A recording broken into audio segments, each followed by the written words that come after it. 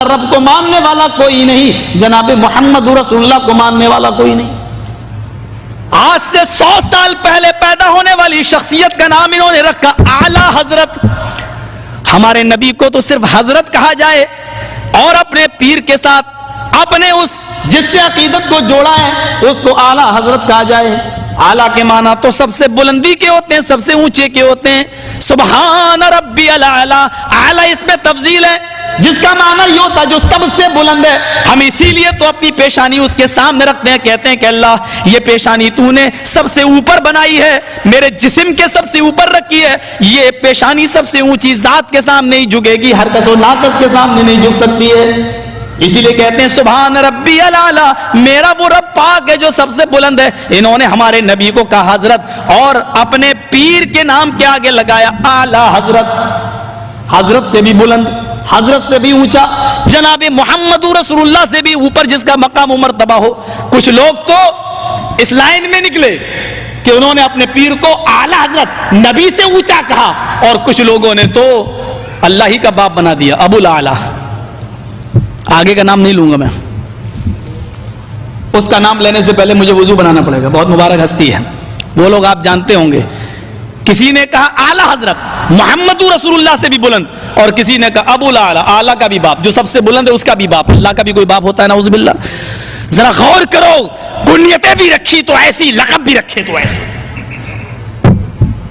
کنیتیں اور لقب بھی رکھے تو ایسے۔ سب سے بڑا شرک ہے ان تدعوا للہ ندا وہو خلق، پیغمبروں کو بہرحال دونوں کے کہنے کا مفہوم یہی ہے کہ رسول اللہ تو حضرت ہے اور یہ اعلیٰ حضرت ہے، اور جرجس سے بڑا تو جاہل ہی نہیں نظر آتا میرے کو۔ دلیل بھی کیا لائی اس نے یار، میں سوچ میں پڑ گیا کیسے کیسے گمراہ کرتے۔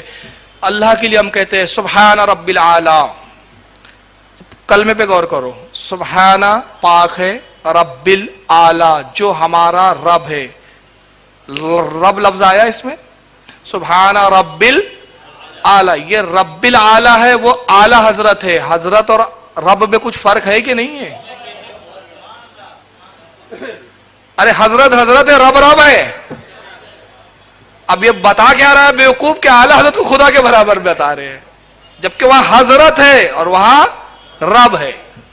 یہ کتنا بڑا دھوکہ ہے۔ تو بہرحال دونوں کا کہنا ہے کہ یہ اعلیٰ حضرت کیسے، اس کا بارہا جواب دیا جا چکا ہے۔ جی آ رہا ہوں میں، اسی پہ آ رہا ہوں۔ بارہا جواب دیا جا چکا ہے کہ بھائی اعلیٰ حضرت سے جو ہماری مراد ہے، اس زمانے میں جتنے حضرت ہیں، ان کے زمانے میں جتنے حضرت، یہ ان سب حضرتوں کے اعلیٰ حضرت۔ وہ رسول اللہ کا معاملہ نہیں ہے، وہ امام المرسلین ہیں، وہ مرسلین کے امام ہیں، اور امام حسین اپنے زمانے کے تابعیوں کے امام ہیں، امام ابو حنیفہ اپنے زمانے کے اماموں کے امام ہیں۔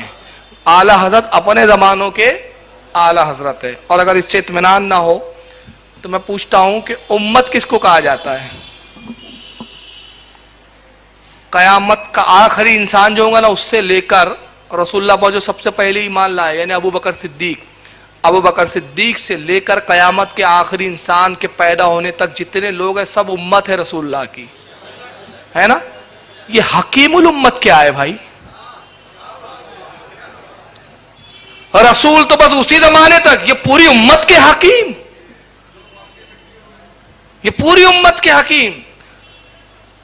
تو مجبور ہو کے کہیں گے نہیں نہیں نہیں، اس زمانے کی جو امت ہے اس کے حکیم، اور نہیں بولیں گے تو ہو جائے گا کفر۔ کیا حضرت ابو بکر صدیق کے بھی حکیم، عمر فاروق کے بھی حکیم، یہ بھی تو امتی ہے؟ تو کہنا پڑے گا اس زمانے کے۔ اچھا چلیے آئیے، ابن تیمیہ کو کہتے ہیں شیخ الاسلام، اسلام کے شیخ۔ اسلام میں خود رسول اللہ ہے کہ نہیں ہے؟ رسول ہے کہ نہیں اسلام میں؟ جو کہے رسول اسلام میں نہیں وہ کافر۔ ارے وہ خود اسلام کیا، وہ تو خود اسلام ہے رسول اللہ، اور رسول اللہ ہی خود اسلام ہے۔ اعلیٰ حضرت نے اسی لیے تو کہا کہ انسان نہیں انسان، وہ انسان ہے یہ۔ قرآن تو ایمان بتاتا ہے انہیں، ایمان یہ کہتا ہے میری جان ہے یہ، وہ خود ایمان ہے رسول اللہ، خود اسلام ہے۔ تو اب ابن تیمیہ شیخ الاسلام، تو یہ کیا رسول کے بھی شیخ ہے، رسول کے بھی استاد ہے؟ تو اپنے گھر کی بھی تو خبر لو۔ یہ کتاب چھپی ہے کتاب الوسیلہ، اس میں جو ترجمہ کیا احسان الہی زہر نے، اس کے نام کے آگے لکھا گیا ہے امام العصر، اپنے زمانے کا امام، عصر یہ جو زمانہ چل رہا ہے اس کا امام. تو بھائی امام حسین بھی امام، امام حسن بھی امام، امام غزالی بھی امام، امام جلال الدین سیوطی بھی امام، اور یہ بھی امام. اچھا چلیے آئیے بھائی، امام اعظم امام، اور رسول اللہ کو بھی کہتے یہ امام، تو یہ جو مسجد کے ہمارے یہ بھی امام، تو یہ کیسے امام بھائی پھر؟ اور آپ تعجب کریں گے، سوانح قاسمی اٹھائیے تو ابھی تو امام ہی امام چل رہے تھے سب، یہ امام یہ امام یہ امام، یہ سب سے بازی لے گئے. قاسم نانوتوی کے نام کے آگے لکھا گیا سیدنا امام الکبیر، تمام اماموں میں سب سے بڑے.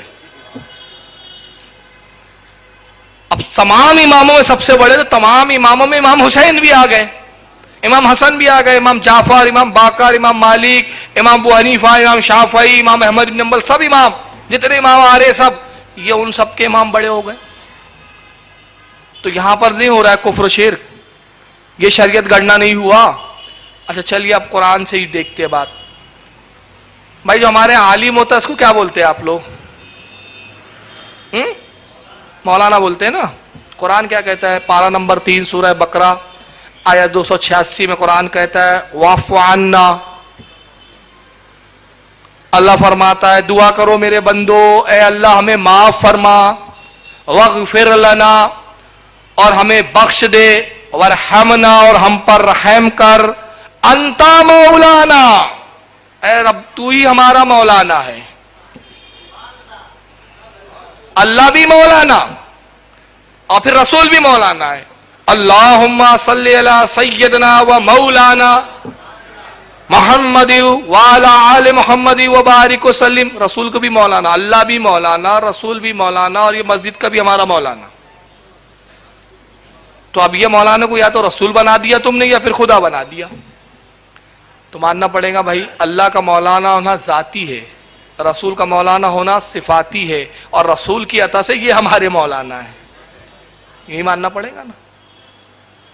تو یہی چیز ہے کہ یہ قوم کو گمراہ کرنے کے لیے اس طرح کہتے تھے. اب ایک کام کرے، یہ لوگ اپنے نام کے آگے مولانا نہ لگائے. جب بھی یہ لکھے، جیسے مولانا معراج ربانی لکھتے ہیں، مولانا جرجیس، انہوں نے کہا ایک مولانا لکھ خبیث، اللہ بھی مولانا اور تو بھی مولانا،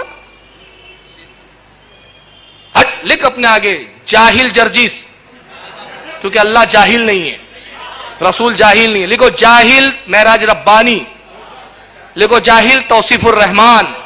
مولانا نہیں لکھنا، مولانا توصیف الرحمان. اللہ بھی مولانا اور تو بھی مولانا بن گیا، اللہ سے برابری کر رہا ہے، شرک کر رہا ہے. اتنا بڑا تیرا دعویٰ. تو بولے گا نہیں نہیں صاحب، اللہ تو پوری کائنات کا مولانا ہے، میں تو اپنی قوم کا مولانا ہوں. ہم نے بھی کہا یہ ہمارے اعلیٰ حضرت ہے، یہ ہمارے اعلیٰ حضرت ہے، تمہارے اعلیٰ حضرت ہے بھی نہیں، یہ ہمارے اعلیٰ حضرت ہے. کیوں؟ ہم میں سے ہر شخص حضرت ہے، اور یہ ہمارے اعلیٰ حضرت ہے.